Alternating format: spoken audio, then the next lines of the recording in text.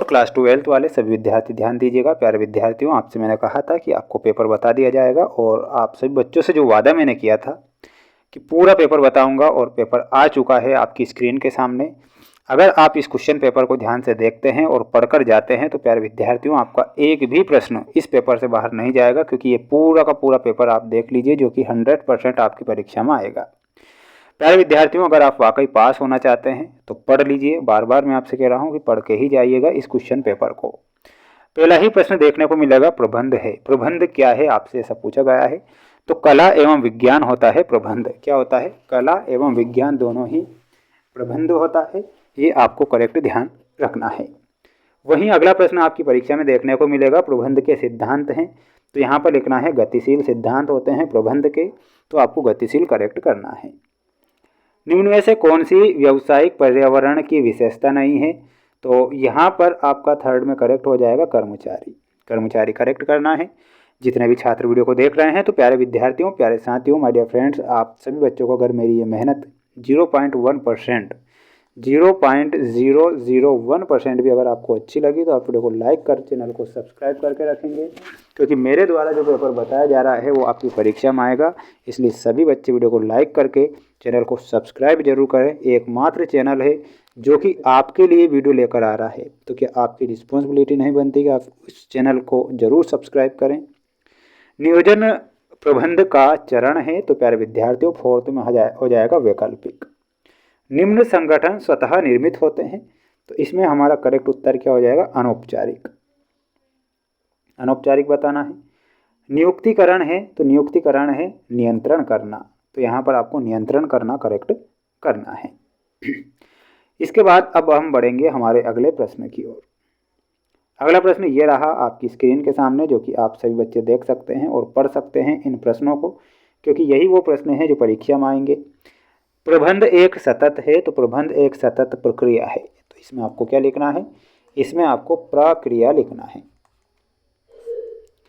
वैज्ञानिक प्रबंध के सिद्धांत का प्रतिपादन नहीं किया था। तो ये करने वाले कौन थे? वो करने वाले थे टेलर। तो यहाँ पर आपको टेलर लिखना है। नियम स्थापित करने में सहायक होते हैं। तो नियम अनुशासन स्थापित करने में सहायक होते हैं। तो यहाँ पर आपको क्या लिखना है? अनुशासन। अधिकारों के अंतरण से कार्य करने की प्राप्त होती है। तो कार्य करने की क्या प्राप्त होगी? वो होगी शक्ति प्राप्त होगी। तो यहाँ पर शक्ति लिखना है। प्रार्थियों को योग्य एवं अयोग्यता में बांटना कहलाता है। तो वो क्या कहलाएगा? वो कहलाएगा निरंतर कहलाता है। निरंतर। निर्देशन एक चलने वाला कार्य है। तो देखिएगा यहाँ पर जो निरंतर चलने वाला निर्देशन एक निरंतर चलने वाला कार्य है। तो यहाँ पर निरंतर लिखना है, सॉरी यहाँ पर। और इसका आंसर कमेंट बॉक्स में आपको बताना है। वित्तीय प्रबंध सामान्य प्रबंध की है। तो प्रबंध की क्या है? एक शाखा है। तो यहाँ पर आपको शाखा लिखना है।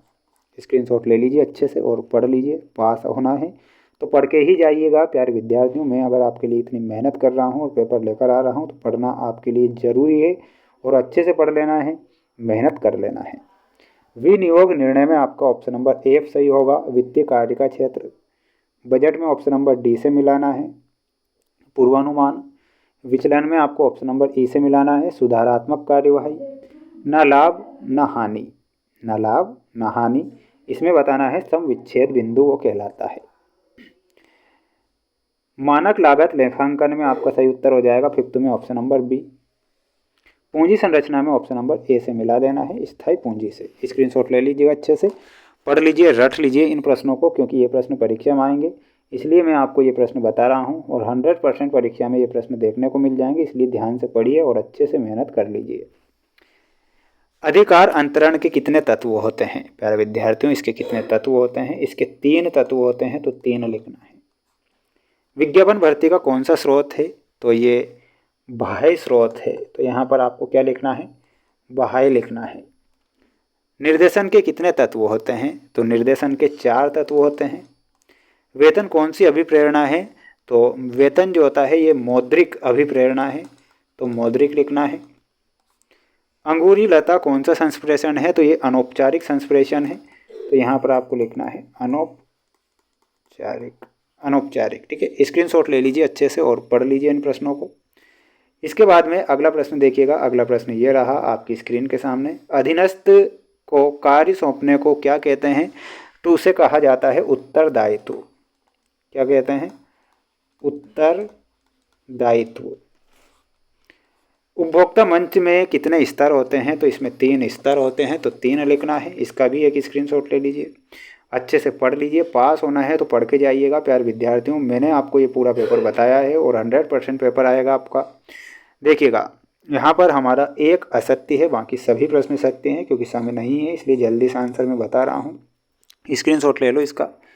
ये कुछ महत्वपूर्ण प्रश्न हैं जो कि आप सभी बच्चों को नेक्स्ट वीडियो में बता दिए जाएंगे। 4 सेट पेपर मैंने चैनल पर अपलोड किए हैं जो कि मोस्ट इम्पोर्टेंट हैं। अच्छे से पढ़ के जाएं, मेहनत करके जाएं। सभी विद्यार्थियों को चैनल को सब्सक्राइब करना है क्योंकि इनके आंसर भी बहुत जल्द आ रहे हैं।